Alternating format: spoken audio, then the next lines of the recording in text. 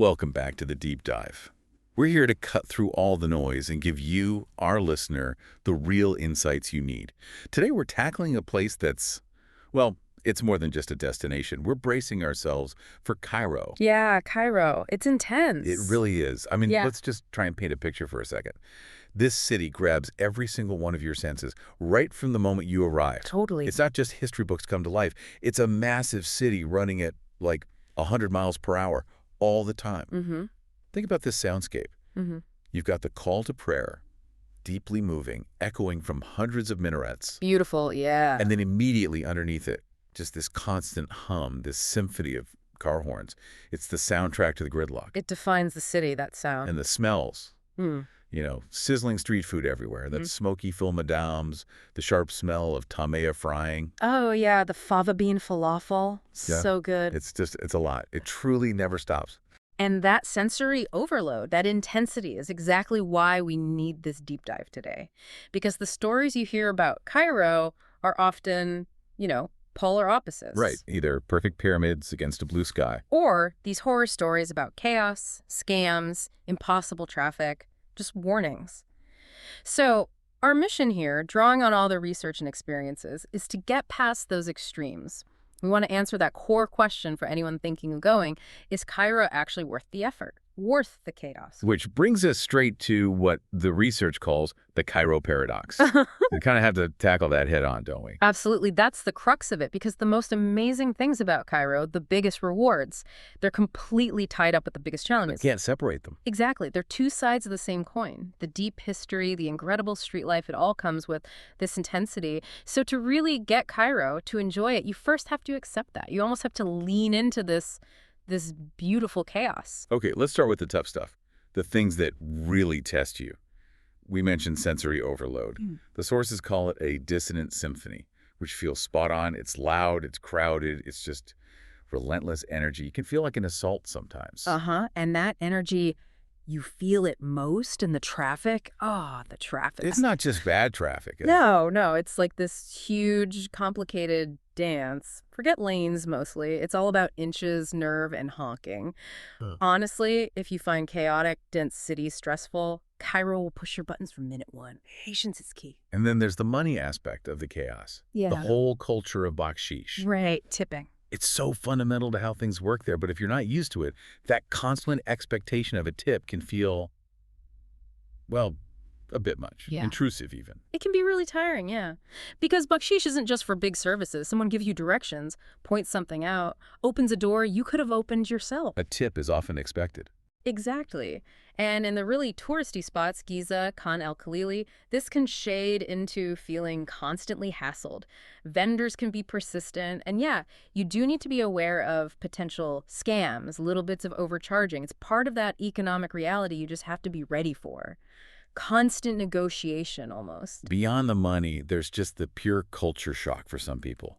You see visible poverty, there's dust everywhere, buildings looking like they're crumbling, and it's right next to these world-famous ancient monuments. The research points out that contrast can be jarring. It can definitely make some travelers anxious. Managing those expectations beforehand is so important. If you go expecting, say, Zurich, you're going to be frustrated instantly. Right. But obviously, if the chaos was all there was, people wouldn't flock there. So let's flip this. Let's talk about the incredible rewards you only get in a place like Cairo. This is where it gets mind-blowing. The history. You are literally standing at the heart of one of the oldest, most important civilizations the world has ever known. It's profound. You're walking where pharaohs walked, where Roman governors ruled, where Islamic caliphs built empires. It's this unbroken line 5,000 years back. That connection to the past, that tangible history, you just don't get that scale in many other places. But it's not just stones and monuments, is it? The sources keep saying the real magic is the people. Yes, consistently. Beyond the tourist trail hustle, you find this incredible warmth, genuine welcomes. Egyptians are often really happy to share their city, their food, their culture, even when, daily life can be tough. It's those little moments, isn't it? They cut through all the noise. Like a shopkeeper offers you mint tea just to chat, no strings attached. Or you share a joke with someone waiting for a bus. those spontaneous connections, they give you a much deeper feel for the place than any museum label can. And we absolutely have to mention the practical side. It's Affordable. very affordable, relatively speaking, even now. You can experience world-class history, amazing culture, without the price tag of, say, London or Paris. That's a huge draw. And it's important to remember your tourist money. It's vital. It goes directly into the local economy, supporting families, communities. It makes a real difference. Okay, so let's pull this together. The takeaway seems to be that intense energy, the stuff that makes Cairo difficult, Yeah, is also the source of its vibrancy. It's what makes it feel so alive, so human. exactly. So whether it's worth it, that really depends on you, on your willingness to go in prepared with patience, with an open mind. If you can see the challenges and the joys as part of the same unique package, then the difficulties become manageable, part of an absolutely unforgettable trip. And to help manage that initial overwhelm, the payoff needs to be big. And Cairo definitely delivers on that front. Let's start where most people's minds go first. The pharaonic legacy. Time to walk with giants. Right, the Giza Plateau. Look, this is why most people come. It's the main event. And the analysis is clear. No photo, no video, nothing can prepare you for the sheer scale. Standing next to them is just awe-inspiring. Let's get specific for a moment. You're there, looking up at the Great Pyramid of Khufu, the last surviving ancient wonder. Incredible, isn't it? Originally almost 150 meters high, built around 4,500 years ago. And the Sphinx, just sitting there, Yeah. guarding it all, carved from one single piece of rock. It's iconic. Now, practically speaking, get there early, like right when it opens. Beat the crowds, beat the sun. Both. Absolutely. It makes a huge difference to the experience. You get a moment of quiet before the big tours roll in. Cost-wise, the general entry ticket for the whole plateau is 700 Egyptian pounds, EGP. Okay. But if you want to actually go inside the Great Pyramid, that's a separate ticket, and it's quite a bit more, 1,000 EGP. Worth knowing. And what's it like inside? Well, it's intense, hot, humid, very cramped passages, profound for some, maybe claustrophobic for others. Good to know what you're getting into. Right. Now, to really grasp how amazing Giza is, the sources say you should look at where pyramid building started. That means heading out to Saqqara and Dashur. Yes. This really puts Giza in context. Saqqara is where you find the step pyramid of Djoser, The very first one. designed by the genius architect Imhotep, yeah? Considered the world's oldest large-scale stone building, dates back to the 3rd dynasty. Entry there is 600 EGP. And Dashur shows the trial and error. Exactly. It's like the laboratory. You've got the bent pyramid where they clearly realized mid-construction the angle was too steep and had to change it. Amazing. And then the red pyramid. This is the first successful true pyramid with smooth sides. It's much cheaper to get into Dashur, only 200 EGP for the site. And what's the vibe like at these places compared to Giza? Much quieter. That's a huge plus. Far fewer people make the trip out, so you can actually wander, reflect, really feel the history without constantly dodging crowds. It's a more contemplative experience, I'd say. Okay, so from the giant structures to the treasures they held, Cairo's museums are essential. They tell the story. The classic one is the Egyptian Museum in Tahrir Square. Ugh. The old pink building. Iconic. It's been the home for Egyptian antiquities for over a century.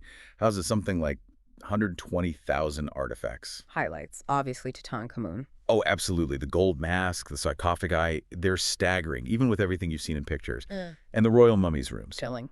Deeply moving, I think. You're face-to-face with Ramses the Great, Hatshepsut, these legendary rulers. The entry fee is $550 EGP. But there's a new player in town, right? The Grand Egyptian Museum, the GM. The research calls it a game changer. Why so significant? Okay, the GM is massive. First off, the scale is enormous, built right near the pyramids in Giza. So the artifacts are finally closer to their original context, away from the downtown chaos. And the collection. This is the revolutionary part. The goal is to display Tutankhamun's entire tomb collection, over 5,000 pieces together for the very first time. Wow. Yeah.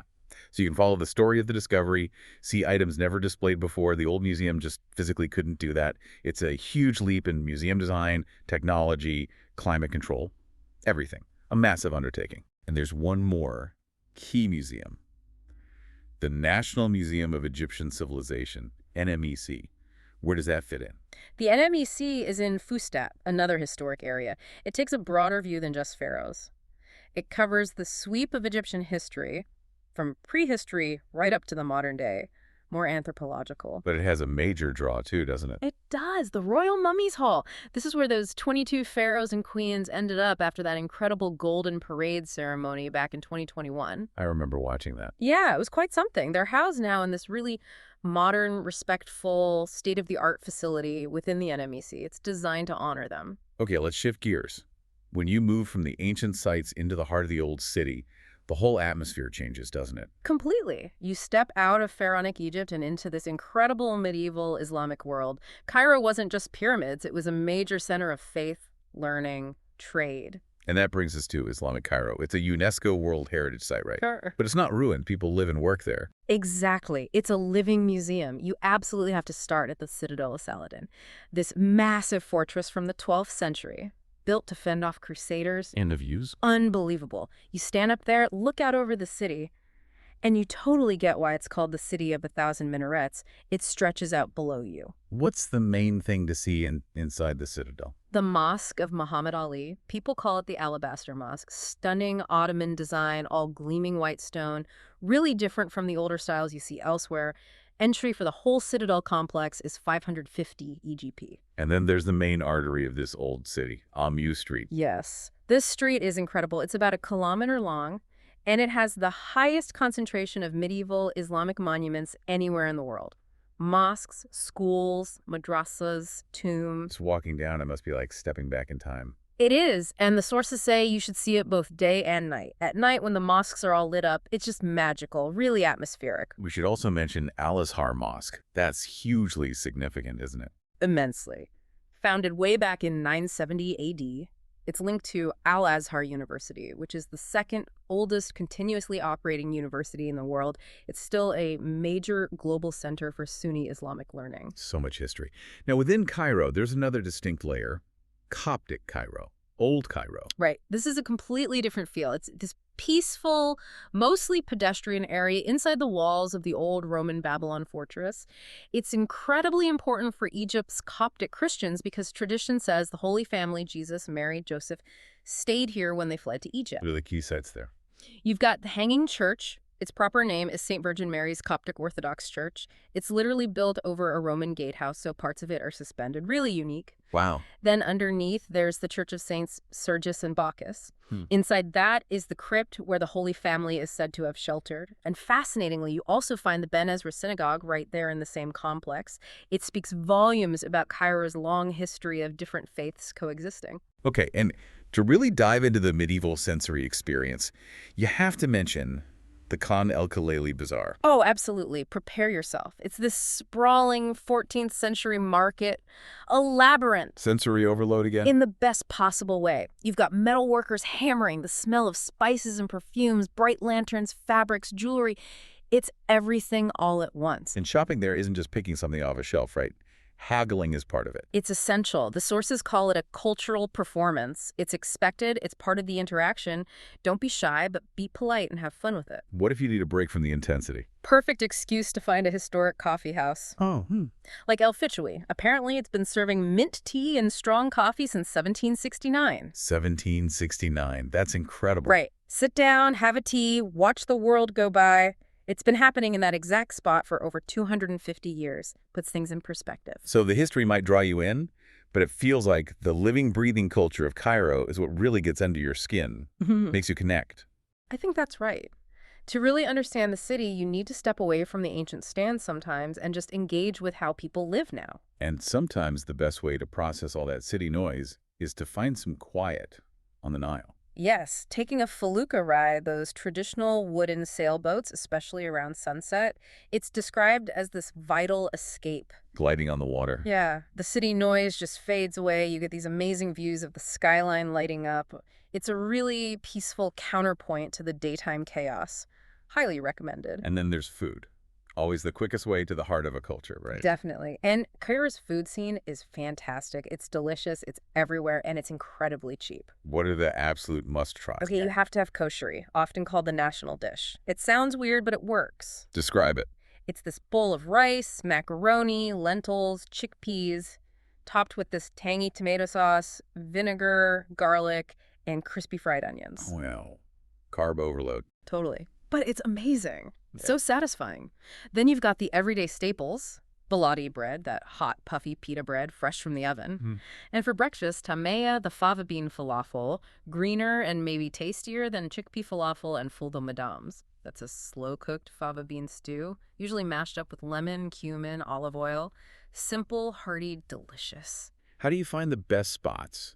It can be intimidating just walking up to a street stall. Good point. The research strongly suggests considering a guided food tour. Not for fancy restaurants. No, exactly the opposite. These tours are designed to take you to the authentic local places, the little hole-in-the-wall spots, the best street food vendors that you probably never find or maybe feel hesitant to try on your own. So it's about cultural insight as much as eating. Precisely. It turns lunch or dinner into a learning experience. You understand what you're eating and why it's important. Okay, now pushing beyond the usual tourist path raises some sensitive issues. There are parts of Cairo that offer really deep insights, but you need to approach them carefully. Very carefully. Like the City of the Dead, it sounds morbid, but it's fascinating. It's a huge cemetery, right? But people live there. Yes.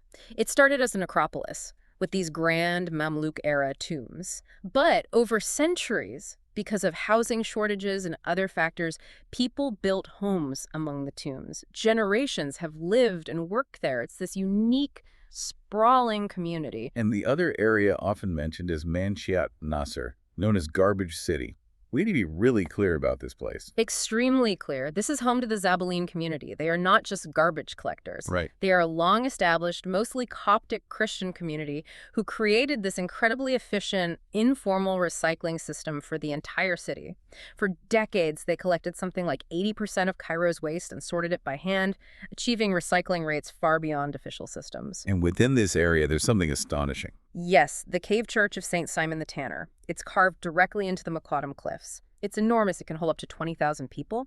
An incredible feat of devotion and engineering in a very unexpected place. Visiting these places, it's not like going to a museum. There's a huge ethical consideration here. Absolutely crucial. The sources hammer this point home. These are living communities facing real socioeconomic challenges. You cannot just wander in like it's a tourist attraction. That risks being exploitative poverty tourism. So how should someone approach it if they genuinely want to understand? The only responsible way is with a knowledgeable, local guide who has established connections and trust within that community. You need someone who can facilitate a respectful visit, ensure you're not intrusive, and make sure any money you spend actually benefits the residents, not just some random person who latches onto you. It requires pre-planning and sensitivity. Absolutely. It's about respect and ensuring your visit is positive, or at least neutral, for the people who live there. Anything else is irresponsible. All right, let's get practical.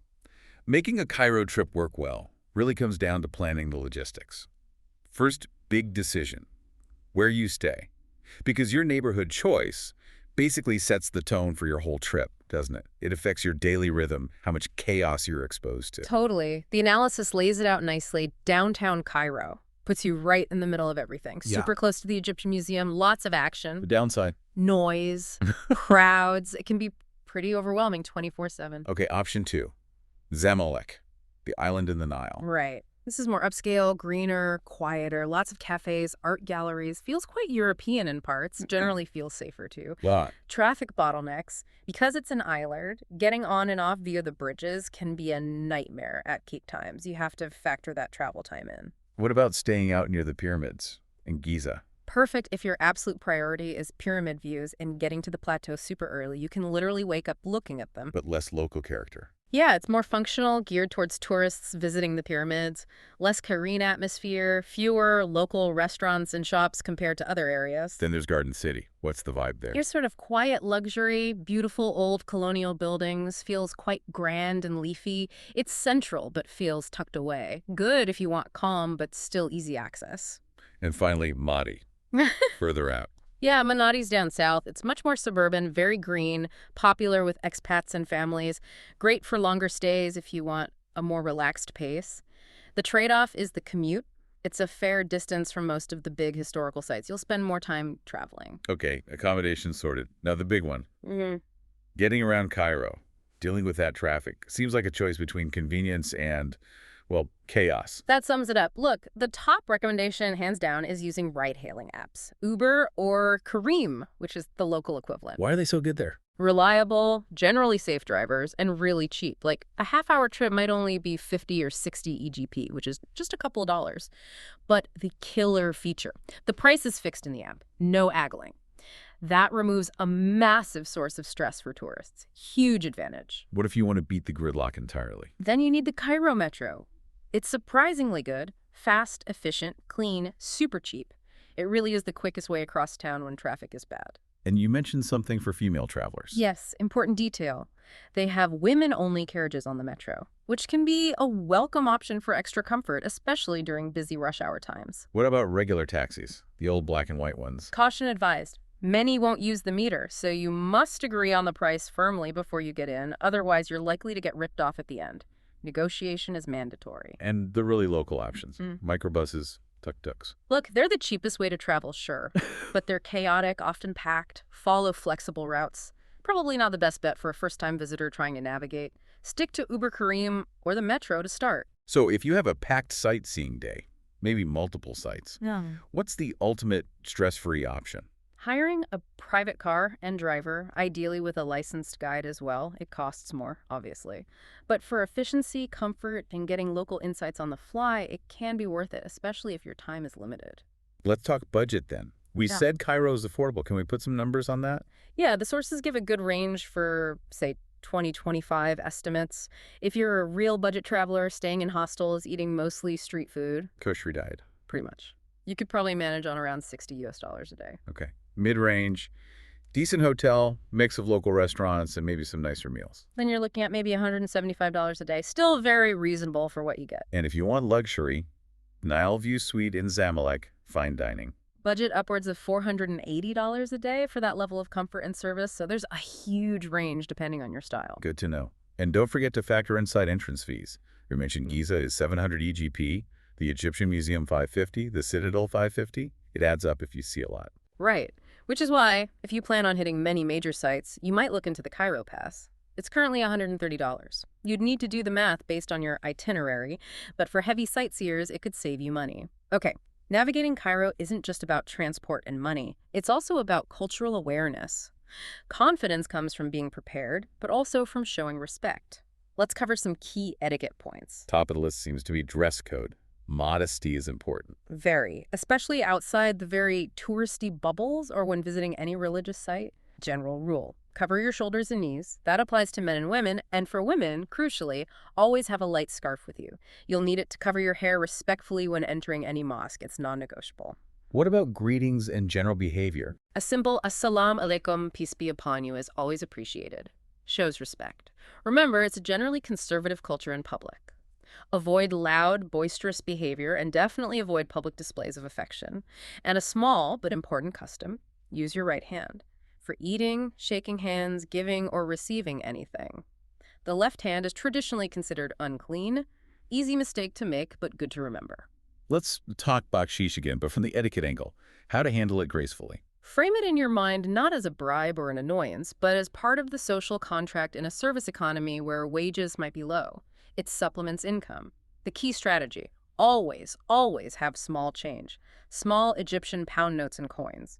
It makes tipping for small services quick, easy, and avoids awkwardness. For restaurants, the standard tip is about 10–15%. Photography rules seem strict too. Yes, pay close attention here. Absolutely no photos of military personnel or buildings. Same goes for police stations, government buildings, bridges, airports. Basically, any infrastructure. It's taken very seriously. And photographing people. Always ask permission first. Always. It's just basic courtesy. And taking photos of children is strictly forbidden. Don't do it. You could get into real trouble. Okay, shifting to safety. While serious crime isn't a huge issue for tourists, petty scams are something to be aware of. Right. Awareness is your main tool. Health-wise first. Absolutely do not drink the tap water. Use sealed, bottled water for everything, even brushing your teeth. Just don't risk it. Street food. You said try it, but be smart. Exactly. Use common sense. Go for stalls that are busy, high turnover is a good sign. Make sure food is cooked fresh and hot right in front of you. And maybe stick to fruits you can peel yourself. What are the classic scams to watch out for? Okay, at the pyramids, the camel ride scam. They quote, one price to get you on the camel. And a much higher price to let you off. Bingo. Agree the total round-trip price beforehand very clearly. Also, beware of people being overly helpful, then demanding a big tip, or people pretending to be officials or guides wanting to see your ticket only show it to uniformed staff at the gate. And the classic. Someone trying to divert you from where you're going, saying it's closed, to steer you towards their cousin's perfume or papyrus shop where things are hugely marked up. So best defense strategy. Politeness and firmness. Eye contact. A clear, la, shukran. No, thank you. And just keep walking confidently. Don't engage further. Use Uber Cream to avoid taxi hassles, book tours through reputable agencies or your hotel, and never, ever give your ticket to anyone except the official person at the entrance turnstile. Simple steps make a big difference. #tag outro. Wow. Okay, so we've journeyed through millennia of history from pyramids to mosques. We've tasted koshery, navigated the traffic, even touched on the complexities of places like the City of the Dead. Cairo clearly demands a lot from you. Preparation, definitely. Patience, absolutely. And a very open mind. It does. But the sources and experience suggest the payoff is immense. That intensity, those challenges, they're part of what makes the rewards feel so profound. For the traveler who goes in prepared, who embraces the complexity, Cairo isn't just worth it. It's likely to be one of the most stimulating, unforgettable, and deeply rewarding places you'll ever visit. It gets under your skin, people say. It really does. It stays with you. Which brings us back one last time to that Cairo paradox we started with.